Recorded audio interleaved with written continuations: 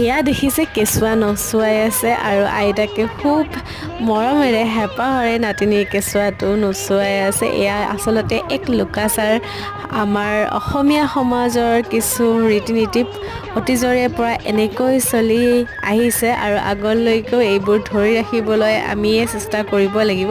বাৰু যিয়ে নহওক কাৰ ফালে এনেকুৱা কৰে জনাবলৈ নাপাহৰিব।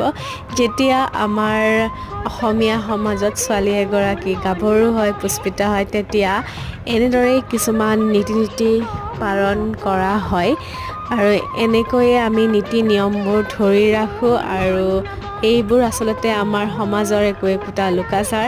আৰু মই সেই সময়ত নাছিলোঁ বাবে আজি মোৰ অৱস্থাটো এইখিনি টাইমত এনেকুৱা। দেৰিকৈ আহিও মই নিজকে ৰক্ষা কৰিব নোৱাৰিলোঁ, পূৰা হেঁচা মাৰি ধৰিছে, কোনো এজন সাৰি যোৱা নাই। আৰু অকণমান ধেমালি আজিলৈ ইমানেই, বাই লগ পাম অন্য এটি ভিডিঅ'।